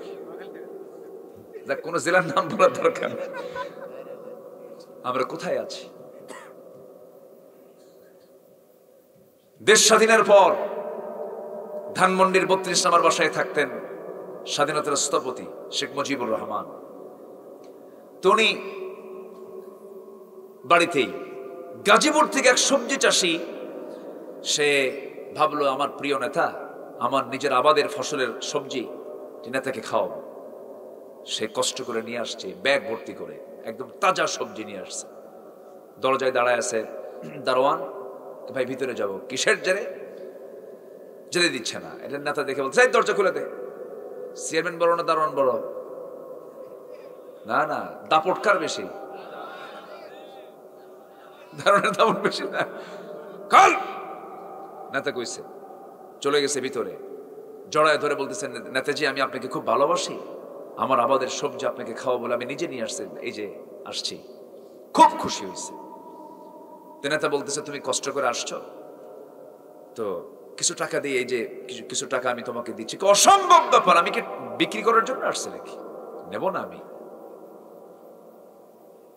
তো নেতাকে সবজি টবজি দিয়ে বের হয়ে আসতেছে। তো নেতা এখন ওই কেয়ারটেকারকে ডাক দিয়ে বলে শোন, আমার তো ভালো লাগতেছে না, ও তো আমার থেকে কিছু নিল না, আমাকে এত ভালোবাসে, ধর এই 20 টাকা দিলাম, তাকে জোর করে পকেটে দিয়ে দিবি, কাজ। পিছন থেকে ডাক দিয়ে বলে এইদিকে আসো। নেতা কত কয় শোনো না, এই যে ধরো 10 টাকা। কি দিছে কত? আর দেয় কত? 8-10 কই? টাকা দেওয়া মাত্র সে খেপে গেছে, অসম্ভব বাবা, আমি তো টাকা নেবই না, চলো নেতার কাছে যাই। আবার ঘুরে চলে আসছে, এসে কেঁদে কুদে অস্থির হয়ে বলতেছে আপনি আমাকে আবার টাকা দিচ্ছেন? অসম্ভব ব্যাপার, আমি তো টাকা নেবই না, আমার তো অভাব নাই, আমি আপনাকে ভালোবাসি, ধরুন আপনার দেওয়া এই 10 টাকা। কথা কি বুঝতেছেন? নেতার মাথায় হাত। যে দেশে দোতলা থেকে একতলায় নামতেই 10 টাকা নাই, আফসোস করে বলেছেন আমার ডানে চোর, বামে চোর, সামনে চোর, পিছনে চোর, সব চাটার দল চারটে চুট্টে খাইয়া ফেলায় দেয়। সেই চোররা তো সব ফেরেশতা হয়ে গেছে না? ফেরেশতা হয়েছে না? এদেশের মানুষ কৃষক, কৃষিজীবী, এই কৃষিজীবী আমার দেশের জন্য তারা অবনতি না উন্নয়ন করছে? বলেন ক্ষতি না উন্নয়ন? উন্নয়ন করছে। গার্মেন্টসের শ্রমিক নিচ্ছে না দিচ্ছে? দিচ্ছে, উন্নয়নের জন্য আগায় দিচ্ছে। বলেন তো কৃষকরা কি শিক্ষিত না অশিক্ষিত? অশিক্ষিত। শ্রমিক শিক্ষিত না অশিক্ষিত? এই প্রবাসীগুলো মালয়েশিয়া বিভিন্ন দেশে হার্ড ওয়ার্ক করে 120 তলা 30 তলার উপরে বাবুই পাখির মতো ছোট্ট দেখা যায়, পুড়ে পুড়ে চামড়া কালো করে বৈদেশিক রেমিটেন্স গুলো দেশে পাঠায়, এত কষ্ট করে। এই লোকগুলো কিন্তু প্রবাসীগুলো অশিক্ষিত। প্রবাসী অশিক্ষিত, কৃষক অশিক্ষিত, শ্রমিক অশিক্ষিত, দেশকে তারা কত দূর এগিয়ে নিয়ে যাচ্ছে। কিন্তু এরা দিচ্ছে, কিন্তু দেশকে নিচের দিকে নামিয়ে দিচ্ছে, অধঃপতনের দিকে নামিয়ে দিচ্ছে কারা? কারণ কারা? কলমের খোঁচা দিয়ে যারা লক্ষ লক্ষ কোটি টাকা লোপাট করছে, দেশ থেকে যারা টাকা বাজার করছে, এরা শিক্ষিত নামের কলঙ্ক, জাতির শত্রু, জাতির দুশ্মন তারা। ঠিক কিনা? আল্লাহ তাআলা বলছেন কুলু মিন তাইয়্যিবাত, যা খাবা পবিত্র কিছু খাও। যেরকম সুবহানাল্লাহ, হালাল খাও। কার কথা? হারাম খাবারের কোনো আরাম নাই। হারাম কিছু হলে মানে এটা হচ্ছে বিষ পোড়া। শরীরে কোথাও যদি বিস্ফোরা হয়, না বের হওয়া পর্যন্ত শান্তি আছে? না বের হওয়া পর্যন্ত শান্তি আছে? হারাম টাকা কামাবেন, ছেলে মানুষ হবে না। হারাম টাকা কামাবেন, বউ আরেক জায়গায় লাইন মারবে। কি কথা কি বোঝা যায়? কথা বোঝা যায়? হারাম টাকা কামাবেন, ঘরের মধ্যে ঢুকেই, ছেলের ঘরের মধ্যে ঢুকে বালিশ টান দিলে পিস্তল পাবেন। সেই পিস্তল পাওয়ার পর আপনি যদি বলেন, এই যে রিপন, ছেলের নাম রিপন, পিস্তল কেন তোর বালিশের নিচে? ছেলে পিস্তল বের করে মাথায় ঠেকিয়ে বাবার বলবে, বেশি কথা কইও না, একদম সাইজ করে দেবো কিন্তু। এটাই হবে। শান্তি পাবেন না, শান্তি পাবেন না। শান্তি পেতে হলে হারাম না হালাল? বলেন হারাম না হালাল? হারাম না হালাল? হালালের দিকে আসতে হবে। আমার নবীজি সুদকে হারাম করে দিলেন, জেনাকে হারাম করে দিলেন, মদের বোতলকে হারাম করে দিলেন। আজকে দুঃখজনক হলো সত্য, আজকে গোটা পৃথিবীর দ্বিতীয় বৃহত্তম মুসলিম জনপদ বাংলাদেশ, সেই বাংলাদেশে মদের দোকান আছে না নাই? বলেন, আসতে বলবেন না আছে না নাই? তবে রাজশাহীতে নাই। হ্যাঁ, রাজশাহীতে মদের দোকান আছে, এবং আমার দেশে লাইসেন্সধারী জেনাকার আছে না নাই? বলেন, লাইসেন্সধারী বেশ্যাও আছে, প্রস্টিটিউশন আছে। এই সমস্ত আকাম কুকাম গুলোর বৈধতা আমরা দিয়ে দিলাম। আমরা মুসলমান, মদের লাইসেন্স দিলাম, জেনার লাইসেন্স দিলাম, সুদের কারবার করলাম। এইদিকে চোখের পানি ফেলে ফেলে বলতেছে, আল্লাহ মাফ করো, আল্লাহ ঠেকা পড়ছে। আমার দেশের অভিনেতারা মাঝে মাঝে ওমরায় যায়, ওমরায় যায় বলে, প্রিয় দেশবাসী, আমি ওমরায় আসছি, আপনারা সবাই দোয়া করবেন আমার জন্য, আমি যেন ওমরার কাজ সম্পন্ন করে দেশে ফিরে যেন সিনেমার বাকি কাজ সম্পন্ন করতে পারি। দেখছেন, একজন কিছু মারাবো।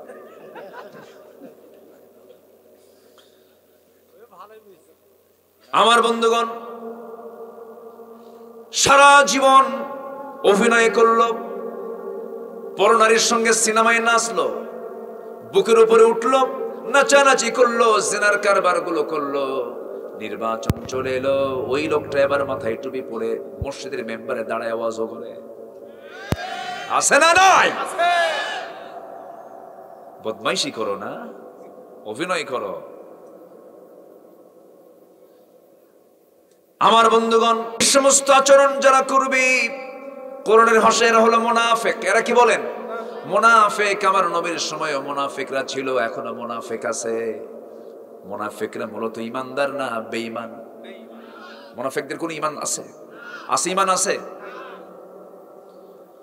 আল্লাহ তাআলা কাফিরকে যে শাস্তি দিবেন, মুনাফিককে তার চেয়ে ডাবল শাস্তি দিবেন। ইসলামের ক্ষতি সবচেয়ে বেশি করেছে কোন কাফের মুশরিক নয়, ইসলামের সবচেয়ে বেশি ক্ষতি করেছে মুনাফিকেরা। রাসূলকে কষ্ট দিয়েছে বেশি মুনাফিকেরা। ইসলাম ধর্মের সবচেয়ে বড় ক্ষতি করেছে মুনাফিকেরা। আজকের সমাজেও ইসলামের সবচেয়ে বড় ক্ষতি করছে মুনাফিকেরা, ঠিক কি না?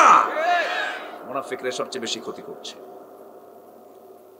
আমার ভাইয়েরা, আমার নবীর সময় মুনাফিকরা ছিল, যুদ্ধগুলো লাগিয়ে দিয়েছে, বদর যুদ্ধ লাগিয়ে দিয়েছে, উহুদ, সব মুনাফিকের বাচ্চারা ইহুদিদের সঙ্গে যোগসাজশ করে কুরাইশদেরকে, তাদেরকে আগায় নিয়ে এসে যুদ্ধের মধ্যে মুখোমুখি করে দিয়েছে মুনাফিকেরা।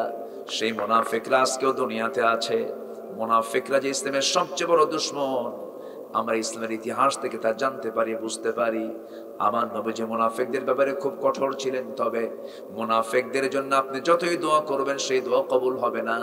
আবার মুনাফিকরাও যা চাইবে সেই দোয়া কবুল করবেন না। কে বলেন? আল্লাহ তাআলা কবুল করবেন না। মুনাফিক মারাত্মক একটি বদ আমল, বদ আল্লাহর নিকৃষ্ট বান্দা তারা। আল্লাহ তাদেরকে কখনো সহ্য করতে পারেন না। আল্লাহ রাব্বুল আলামিন মুনাফিকদের ব্যাপারে বলছেন, ইন্নাল মুনাফিকিনা ফিদ দারকিল আসফালি মিনান নার ওয়া লান তাজিদ লাহুম নাসীরা। মুনাফিকদের জন্য কোনো সাহায্যকারী নাই। মুনাফিকরা জাহান্নামের সবচেয়ে নিম্ন দেশে, সবচেয়ে তলদেশে তারা অবস্থান করবে। কেন? মুনাফিকরা ইসলামের সবচেয়ে বড় ক্ষতি করে ফেলে, গোড়া কেটে দেওয়ার চেষ্টা করে। নবীর পিছনে নামাজ পড়েছে, নবীর ওয়াজ শুনে শুনে চোখের পানি ফেলে ফেলে কেঁদেছে, নবীর জন্য খুব পেরেশান ছিল, অথচ সে মুনাফিক। মুনাফিক চিহ্নিত হয় মসজিদে নয়, মুনাফিক চিহ্নিত হয় দান সদগায় নয়, মুনাফিক চিহ্নিত হয় দাড়ি জুব্বায় নয়, মুনাফিক চিহ্নিত হয় হলো জিহাদের ময়দানে। কিসের ময়দানে? জিহাদের ময়দানে। মুনাফিকরা সুদ চায়, মুনাফিকরা জেনা চায়, মুনাফিকরা আকাম কুকাম চায়। ইমানদাররা এগুলো সহ্য করতে পারে না। আমার নবীজির সময় মুনাফিক ছিল, নবীজির পিছনে ইক্তেদা করেছে, কিন্তু রাসূল তাদের কি বুঝতে পারেন নাই, কিন্তু বুঝতে পেরেছেন যুদ্ধের সময়, জিহাদের সময় নবীর পিছনে ইক্তেদা করেছে, সারা জীবন চোখের পানি ফেলে ফেলে কেঁদেছে, কিন্তু সে ছিল মুনাফিক। আমার বন্ধুগণ, এমন একটা মুনাফিকের যখন মরণ হলো, নবীর কাছে সংবাদ চলে এলো অমুক মুনাফিক মারা গেছে, আব্দুল্লাহ ইবনে উবাই মারা গেছে। তার এক ছেলে ছিল, আমার নবীজির খুব প্রিয় সাহাবী, নবীর কাছে এসে বলতেছে, হুজুর আমার বাপ মারা গেছে, আমি জানি সে মুনাফিক, কিন্তু আমার তো বাপ, আমার দয়া মায়া হচ্ছে, হুজুর দেখুন তো আমার বাবার জন্য আপনার গায়ের একটা জুব্বা আপনি দিবেন কিনা, বরকত স্বরূপ আমার আব্বার গায়েটা জানাজার কাফনের খাবার হিসেবে দিয়ে দেব। আমার নবীজি দয়ার সাগর ছিলেন, নবীজি তার দেহের সুন্দর একটা জুব্বা, ব্যবহৃত একটা জুব্বা মুনাফিক লোকের ছেলেটার হাতে দিয়ে দিলেন। এবার সেই সাহাবী করলেন কি, তার মুনাফিক পিতার জন্য আমার নবীজির ব্যবহৃত জুব্বাটা নিয়ে চলে গেলেন, মুনাফিক বাবার গায়ে জুব্বা পরায়া দিলেন। আবার দ্বিতীয়বার এসে বলতেছে, ইয়া রাসূলুল্লাহ আমার বাপ মুনাফিক ছিল, আমি জানি, আপনার ব্যবহৃত জুব্বা আমি তার গায়ে দিয়ে দিয়েছি, হুজুর দেখেন তো আমার বাবার জানাজাটা পড়ানো যায় কিনা। রাসূল মনে মনে ভাবেন, আমার প্রিয় সাহাবী, মানা করি কেমনে, ঠিক আছে চলো তোমার আব্বার জানাজা আমি রাসূল পড়াবো, যাও চলো। চলে গেছেন জানাজায়। আমার নবীজির জানাজা অংশগ্রহণ দেখে সাহাবে কেরাম সব চলে আসছেন। একজন সাহাবী ওমর ফারুক রাদিয়াল্লাহু তাআলা আনহু, খুব গরম সাহাবী, পিছন থেকে নবীজিকে বারবার জুব্বা টেনে টেনে বলতেছে, হুজুর আপনি কার জানাজা পড়ান, সে তো মুনাফিক, আপনি কার জানাজা পড়ান, সে তো মুনাফিক, আপনি কার জানাজা পড়ান, সে তো মুনাফিক। রাসূল বলেন, ওমর আমি ভালো করে জানি সে লোকটা মুনাফিক, কিন্তু এসেছি আমার প্রিয় সাহাবীর বাপ, প্রিয় সাহাবী বারবার বলতেছে আমি জানাজা পড়াই, আমাকে বাধা দিও না। আমার নবীজি জানাজা শুরু করে দিলেন। জানাজা সম্পূর্ণ হয়ে গেল, সঙ্গে সঙ্গে আয়াত নাযিল হলো, ইস্তাগফির লাহুম আও লা তাস্তাগফির লাহুম ইন তাস্তাগফির লাহুম ৭০ মাররাতান ফালান ইয়াগফিরাল্লাহু লাহুম। হে নবী আপনি মাফ চান আর মাফ না চান, আপনি মুনাফিকদের জন্য আপনি ক্ষমা চান আর না চান, আপনি বিশ্ব নবী ৭০ বারের যদি বেশি বার যদি আপনি তাদের জন্য মাফ চান, আমি আল্লাহ কখনো তাদেরকে মাফ করব না। কথা কি বোঝা যায়? কথা কি বোঝা যায়? মুনাফিকের জন্য রাসূল দোয়া করতেছেন, আল্লাহ বলছেন আপনি ৭০ বার যদি মাফ চান, আমি মুনাফিকদের পক্ষে কোনো দোয়া আমি আল্লাহ কবুল করব না। চিন্তা করে দেখেন মুনাফিক জিনিসটা কত ভয়ঙ্কর, মারাত্মক। এই মুনাফিক কাকে বলে? মুনাফিকরা এক কথা বলে না, দুই কথা বলে। বলেন এক না দুই? দুই কথা বলে। এখানে একরকম, আরেক জায়গায় আরেক রকম। ওয়াদা ভঙ্গ করে, নির্বাচন আসলে পরে এক কথা হয়, নির্বাচন চলে গেলে আরেক কথা হয়। আস্তে কোন কেন, জোরে কোন, ঠিক কিনা? এই সমস্ত চরিত্র যাদের, তারা হলো মুনাফিক। মুনাফিকদের ব্যাপারে রাসূল খুব কঠোর ছিলেন। সিদ্দা ওয়ালাল কুফার রুহামাউ বাইনাহুম, কাফের মুশরিকদের জন্য আমার রাসূল অত্যন্ত কঠোর ছিলেন। কঠোর হতে বাধ্য তিনি, কারণ ইমানদার মুনাফিককে, কাফেরকে কখনো বন্ধু বানাতে পারে না। মুনাফিকরা যে সবচেয়ে বড় ক্ষতি করে ইসলামের, দেখেন আমার নবীর দ্বীনকে নিভিয়ে দেওয়ার জন্য তো শুধু চেষ্টা করে নাই, আমার নবীর পরিবারকে ধ্বংস করার জন্য চেষ্টা করেছে। এরা শুধু কথা চালাচালিতে ব্যস্ত হয়ে পড়ে মুনাফিকেরা। আল্লাহ তাআলা বলছেন মুনাফিকের চরিত্র এনো না, মুনাফিকের কিছু লক্ষণ আছে, মুনাফিকের কিছু আলামত আছে। নাম্বার 1 হলো, যে লোকটার মুখ থেকে মিথ্যা কথা বের হবে সে কি? যেরকম সে কি বলেন? মুনাফিক ওয়াদা করে ওয়াদা ভঙ্গ করবে, সে কি বলেন? মুনাফিক। যখন মুখ থেকে খারাপ কথা বলবে তখন সে কি হয়ে যায়? মুনাফিক হয়ে যায়। ওয়াদা করে ওয়াদা ভঙ্গ করবে, সে কি হয়ে যায়? মুনাফিক হয়ে যায়। বলেছেন মুহাম্মদ সাল্লাল্লাহু আলাইহি ওয়াসাল্লাম। আমার ভাইয়েরা, এই মুনাফিকেরা সবসময় খুঁজতে থাকে কেমন করে একটা মানুষকে বিপদে ফেলে দেওয়া যায়। আমার নবীজি কোন এক অভিযানে বের হয়েছেন। আমার নবীজির সঙ্গে সেই অভিযানে আমার নবীর স্ত্রী আম্মা জান আয়েশা সিদ্দিকা রাদিয়াল্লাহু তাআলা আনহা ছিলেন। জিহাদের ময়দান থেকে ফিরে আসার সময় যখন হয়ে গেছে, রাসূল বলেন, শোনো সাহাবীরা, আমরা তো এখন জিহাদের ময়দান থেকে মদিনার দিকে যাচ্ছি। এতগুলো মুজাহিদ, এতগুলো মুসলমান সাহাবী আমার, কেউ যদি বাদ পড়ে যায়, কেউ যদি মদিনায় ফিরতে নিয়ে যদি কেউ হেরে যায়, ও সাফওয়ান, তোমার দায়িত্ব হলো হেরে যাওয়া বাদ পড়া সাহাবীগুলোকে তুমি তাদেরকে এক জায়গায় একত্রিত করে তুমি মদিনায় পর্যন্ত পৌঁছায় দিবা। তাকে দায়িত্ব দিলেন। বাদ তো কেউ পড়ে নাই, আমার নবীর স্ত্রী আম্মা জান আয়েশা বাদ পড়ে গেছেন। তিনি ছিলেন উটের পিঠে, হাওদার মধ্যে ছিলেন, পালকির মধ্যে ছিলেন। পেশাবের চাপ আসলো, প্রকৃতির চাপে তিনি উটের পিঠ থেকে তাকে নামায় দেওয়া হলো দোলনা থেকে। সেই দোলনা থেকে নেমে, হাওদা থেকে নেমে তিনি আড়ালে চলে গেলেন শৌচকার্য করে। আসতে দেরি হলো। তিনি এত চিকন ছিলেন, উটের দায়িত্বে যে সাহাবী ছিলেন তিনি ভাবছেন মনে হয় আম্মা জান আয়েশা দোলনার মধ্যে আছেন, হাওদার মধ্যে আছেন মনে করে। আয়েশা আছে মনে করে দোলনাটা, হাওদাটা উটের পিঠে উঠাইয়া দিছেন। সব চলে গেছে। মাঝখান থেকে আম্মা জান আয়েশা দেখেন কেউ নাই, উটও নাই, লোকও নাই, সব চলে গেছে। চাদরটা মুড়ি দিলেন, পর্দার নিয়ম রক্ষা করলেন, গাছের নিচে বসে গেলেন। দূর থেকে দায়িত্বপ্রাপ্ত সাহাবী দেখতেছেন কে যেন সামনে বসে থাকা, কাছাকাছি চলে এলেন। সে দেখেন আম্মা জান আয়েশা তিনি বসে আছেন। বলছেন, আম্মা জান আপনি কোনো চিন্তা করবেন না, উম্মাহাতুল মুমিনিন, টেনশন করবেন না। রাসূল আমাকে দায়িত্ব দিয়েছেন আপনাকে নিরাপদে এই জায়গা থেকে আমি মদিনায় রাসূল নবীজির ঘরে আমি আপনাকে নিরাপদে পৌঁছায় দেব। কোনো চিন্তা করবেন না। রাতের আধারে ঘোড়ার পিঠে করে সাফওয়ান রাদিয়াল্লাহু তাআলা আনহু আম্মা জান আয়েশাকে ঘোড়ার পিঠে করে নিরাপদে রাসূলের বাড়ি পর্যন্ত পৌঁছায় দিয়েছেন। এই কথাটা যখন মুনাফিকদের কানে চলে গেছে, মুনাফিকরা এই কথাটাকে বড় ধরনের একটা পুঁজি হিসেবে নিয়া তারা চতুর্দিকে মদিনার সব জায়গায় ছড়িয়ে দিল। তোমরা কি জানো, আয়েশার মতো মহিলা গোটা রাত সাফওয়ান নামে একজন লোকের পরপুরুষের সঙ্গে গোটা রাত ঘোড়ার পিঠে চলে আসছে, তার সতীত্ব নষ্ট হয়ে গেছে। নাউযুবিল্লাহ।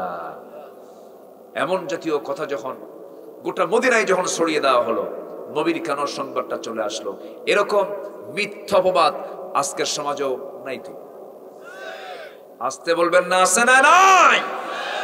ধর্ষণ করে কারা আর মামলা খায় কারা? তাই না? সেঞ্চুরি করার রেকর্ড কাদের? ধর্ষণের সেঞ্চুরি করলো কারা আর মামলা খায় কারা? সম্মানিত ভাইয়েরা, সম্মানিত বন্ধুগণ, আপনি যার বিরুদ্ধে আজকে মামলা করছেন, আপনি যাকে জুলুম করছেন, বিনা অপরাধী, যার কোনো দোষ নাই, এমন নিরপরাধ মানুষকে আপনি এই যে অত্যাচারগুলো করলেন, এটার জবাব দিতে হবে পাই টু পাই। কার কাছে? আসতে বলবেন না, কার কাছে? আল্লাহর কাছে। আমার নবীর স্ত্রী বিরুদ্ধে যখন এই কথা মুনাফিকরা যখন ছড়িয়ে দিল, আমার নবীর কানে সংবাদটা চলে আসলো। রাসূল কি গায়েব জানতেন? আসতে কয়, রাসূল কি গায়েব জানতেন? আর আমার দেশের পীর সাহেবরা গায়েব জানে। পীর সাহেবরা গায়েব জানে। বাচ্চা হয় না, পীর সাহেবের কাছে যায়, বাবা বাচ্চা কি দিবা? ও কি বাচ্চা দেওয়ার মহাজন? বাবা চুপ করে থাকে, চোখ বন্ধ করে ভান ধরে, মানে বিশাল কিচ্ছু না, কিন্তু বেশ কিছুক্ষণ চুপচাপ থাকে। বাবা একটু বলো না, আমার কি কপালে বাচ্চা আছে? হঠাৎ করে একটা আওয়াজ বের করে, যা। কথা বোঝেন না? মানে বুঝালো যে আমি কিছু পাইছি, কিচ্ছু পাই না, 1.5 হাত লাঠির পেটন দরকার। ঠিক কিনা? এগুলো বদমাইশ। এগুলো আমার নবী গায়েব জানে না, ও গায়েব জানে।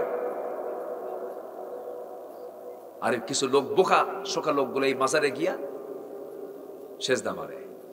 ট্রাক নিয়ে যায়, হেল্পার ড্রাইভারকে বলে, বস থামেন, ব্রেক, সামনে মাজার শরীফ। কসকসে 100 টাকার নোট নিয়ে মাজারে দিয়ে আসলো। আচ্ছা, টাকা দরকার কি মরা মানুষের না জিন্দা মানুষের? টাকা দিল কারে? ও কি খাবে? বিড়ি খাবে নাকি? বিড়ি খাবে ও? আশ্চর্য কথা। আমার নবীজি গায়েব জানেন, এরা গায়েব জানে। আমার নবীজি বললেন, আয়েশা কি যেন আমার কানে আসলো, তোমার উচিত এই মুহূর্তে তোমার বাবার বাড়িতে চলে যাওয়া। বলেন তো, কোন স্বামীর মুখে যদি কোনো স্ত্রী এমন জাতীয় কথা শোনে, ভালো লাগার কথা? যেন আকাশ ভেঙ্গে পড়লো। আম্মা যেন আয়েশার মতো মানুষকে মুনাফিকরা এরকম পেচের মধ্যে ফেলে দিল। আম্মা যেন আয়েশার কানে যখন সংবাদটা চলে গেল, আম্মা যেন আয়েশা বলছেন, ইয়া রাসূলুল্লাহ, আমি অবশ্যই বাবার বাড়িতে চলে যাচ্ছি। আপনি আমাকে বলেছেন, আপনি বিশ্ব নবী, আপনি আমার স্বামী হন। তবে একটা কথা বলি, আপনি আমাকে যেতে বলছেন, আমি চলে যাচ্ছি, কিন্তু একটা কথা আমি আপনাকে বলে যাই, আমার আপনার মধ্যে যে বিয়ের ব্যাপারে যিনি দায়িত্ব নিয়েছেন, আল্লাহ তাআলা নিজেই তার ঘটক। যে আল্লাহ তাআলা বিয়ের সিদ্ধান্ত নিয়েছেন, সে আল্লাহর কাছে আমি এটার বিচার দিয়ে দিলাম। আমি আল্লাহর কাছে ফয়সালা চাই। এই কথা বলেই তিনি বাবার বাড়িতে চলে গেলেন। নবীজি রাতের বেলা ঘুমাতে যান, হাতটা গায়ে দেন, বারবার হাতটা গায়ে দেন, কিন্তু আয়েশা নাই, বুকটা খান খান করে। নবীজির গোটা রাত আয়েশার জন্য তিনি পেরেশান, কান্নায় তার বালিশগুলো ভেজে যাচ্ছে। আম্মা যেন আয়েশা চলে গেছেন বাবার বাড়ি। মেয়েদেরকে বিয়ের পরে মানায় বাবার বাড়ি না স্বামীর বাড়ি। বাবার বাড়ি গিয়ে তিনি পড়ে আছেন। আমার নবীজির ঘুম হয় না গোটা রাত। ওইদিকে আম্মা যেন আয়েশা সেজদায় পড়ে পড়ে কাঁদেন, রাসূলও কাঁদেন, আয়েশাও কাঁদেন। নবীজির কান্না দেখে সাহাবীরাও কাঁদে। আর মুনাফিকরা আজকের সমাজের মুনাফিকরা আলেমদের মৃত্যুতে হাসতেছো, মিষ্টি খাওয়াচ্ছ, খাও, জন্মের কান্না কানবে একদিন। ঠিক কিনা বলেন? মরার পরও তোমাদের রাগ কমে না। আমার বন্ধুগণ, পাখিটা খাঁচা মুক্ত হয়ে চলে গেছে, বুকটা মাঝে মাঝে ফেটে যায়। আমার বন্ধুগণ, তার ওসিয়ত ছিল, অমুক জায়গায় আমাকে তোমরা দাফন দিবা, দেশে যদি মরে যায়। বড় যেন খুলনার সিদ্দিকী মাদ্রাসার পাশে যেন আমার কবরটা হয়, সেখানেও যেতে দেওয়া হয় নাই। আমার বন্ধুগণ, মানুষের ওসিয়তটা পূরণ করতে হয়। মরা মানুষের ওসিয়ত পূরণ করার জন্য কে বলেছেন? আসতে বলবেন না, কে বলেছেন? আল্লাহ বলেছেন, ওসিয়তটাকে পূরণ করো, ঋণ আগে শোধ করো। আমার ভাইয়েরা, আমার বন্ধুগণ, জুলুম অত্যাচার এটা ক্ষণিকের জন্য, তোমার জন্য দুনিয়াতে উপকার হতে পারে, কিন্তু জুলুম অত্যাচার এটা যদি আল্লাহর কাছে যদি স্বীকৃতি পেয়ে যায়, তুমি জালিম, তোমার জন্য জান্নাতটা তোমার জন্য হারাম হয়ে যাবে। কার কথা? আসতে বলবেন না, কার কথা? আল্লাহর কথা। আমার নবীজির অত্যন্ত কাছের স্ত্রী আম্মা জান আয়েশা সেজদায় পড়ে পড়ে কাঁদেন। এত দামি একজন নারী, আল্লাহ তাআলা যার শানে আয়াত পর্যন্ত নাজিল করেছেন, জোরে বলুন সুবহানাল্লাহ। আম্মা জান আয়েশাকে আল্লাহ তাআলা এত দাম দিয়েছেন। আয়েশা, আল্লাহ তাআলা তাকে এত সম্মানিত করেছেন, তার শানে আল্লাহ তাআলা আয়াত নাজিল করেছেন। আম্মা জান আয়েশা বলেন, আল্লাহ তাআলা আমাকে 9টি শ্রেষ্ঠত্ব দান করেছেন। নাম্বার 1 হলো, আমি একমাত্র কুমারী স্ত্রী নবীজির জীবনে ছিলাম। 9 বছর বয়সে বিয়ে হয়েছে, 13 বছরে বধূ হয়ে নবীর ঘরে পদার্পণ করেছি। আমি আয়েশা জিবরাইলকে নিজের চোখে দেখেছি। আমি আয়েশা নবীর সঙ্গে একই বিছানায় ঘুমাতাম। ওই সময় আমি থাকতে ওহী নাজিল হয়ে যেত। আমি আয়েশা নিজেকে ধন্য মনে করি, নবীজি তার নিজ জীবনের শেষ নিঃশ্বাস ত্যাগ করেছেন আমার ঘরে। আমি নিজেকে ধন্য মনে করি, আমার ঘরটাই হয়ে গেছে নবীজির কবর। আল্লাহু আকবার বলেন। আমি আয়েশা নিজেকে ধন্য মনে করি, রাসূল যখন মারা যাবেন আমার উরুতে মাথা রেখে বলতেছেন, আয়েশা মুখটা কেমন যেন গন্ধ গন্ধ মনে হয়, একটা মেসওয়াক এনে দাও তো। সেই মেসওয়াকটা আনা হলো। মেসওয়াকটা আমি আয়েশা চাবায় চাবায় নরম করে দিলাম। মেসওয়াকের আগে কিছু থুতু জমা হয়ে গেল, আমার লালা জমা হলো। আমার নবীজি মেসওয়াক দিয়ে, মেসওয়াক শুরু না করে আমার লাগিয়ে থাকা সেই মেসওয়াকের আগাই সেই থুতুগুলো চুষে চুষে রাসূল পান করছেন। আর বলছেন, আয়েশা জীবনের শেষ সময় তোমার হক আমি আদায় করার চেষ্টা করছি। আম্মা জান আয়েশা বলেন, আমি নিজেকে ধন্য মনে করি, রাসূল তার জীবনের শেষ খাবার খেয়েছেন আমার মুখের লালা। জোরে বলুন সুবহানাল্লাহ। সেই আয়েশার বিরুদ্ধে এত বড় অপবাদ দিল কারা? বলেন, কারা দিল? কারা দিল? সেই মুনাফিকের বাচ্চারা এখনো আছে না নাই? আসুন না হালাল জীবন গ্রহণ করি, মুনাফিকি চরিত্র বর্জন করি, আল্লাহর প্রকৃত বান্দা হয়ে যাই। 5 ওয়াক্ত নামাজ জীবনে কেউ ছাড়বো না। কারা কারা একটা হাত তুলে দেখেন তো দেখি। জোরে বলি ইয়া আল্লাহ। আমাদেরকে 5 ওয়াক্ত সালাত আদায় করার তৌফিক তুমি আল্লাহ দিয়ে দাও। জোরে বলি আমিন, আরো জোরে আমিন। সম্মানিত ভাইয়েরা, সম্মানিত বন্ধুগণ, আল্লাহ তাআলা বলছেন ওয়াশকুরু লিল্লাহ, এবং কি করো? আমার শুকর আদায় করো। শুকর যদি আদায় করতে হয় কার? আল্লাহর শুকর আদায় করতে কে বলেছেন? আল্লাহ বলেছেন। সে আল্লাহর কাছে আমাকে আপনাকে যেতে হবে। আমরা হালাল জীবন গ্রহণ করব। জোরে বলি ইনশাআল্লাহ। হারামের ধারে যাব না। জোরে বলি ইনশাআল্লাহ। মন তো চায় বহু কথা বলে, কিন্তু আজকের আবহাওয়াটা এতটাই প্রতিকূল, আমি দেখতে পাচ্ছি না, এত প্রচন্ড কুয়াশা। সবার কাছে আমার একটা আরজ থাকবে, মাহফিলটা একটা মসজিদের, মসজিদটা আমি দেখে আসছি, ইনকমপ্লিট অবস্থায় আছে। অনেক সুন্দর আর্কিটেক্ট ইঞ্জিনিয়ারদের মনে হয় প্ল্যানটা করা হয়েছে। আপনি আলহামদুলিল্লাহ, খুবই ভালো লাগছে। মসজিদটা অনেক সুন্দর। তো এই মসজিদটা সুন্দর আরো হোক, সবাই চান না ইনশাআল্লাহ? আমার লালচান ভাই অল্প সময় তিনি মাহফিলটার আয়োজন করেছেন। আল্লাহ তুমি এই মাহফিলকে কবুল করো। জোরে বলি আল্লাহুম্মা আমিন, আরো জোরে আল্লাহুম্মা আমিন। যে মসজিদ বানাবে আল্লাহ তাকে জান্নাতে ঘর বানায় দিবেন। কত বড় অফার হতে পারে দেখেন, কত বড় একটা প্রস্তাব হতে পারে আল্লাহর পক্ষ থেকে। বান্দা তুই আমার জন্য ঘর বানাবি, দুনিয়ার মসজিদ বানাবি, আমি তোর জন্য জান্নাতে ঘর বানায় দেব। এটা বিশাল ব্যাপার, কিন্তু বিশাল ব্যাপার। সবার নসিবে এটা জোটে না।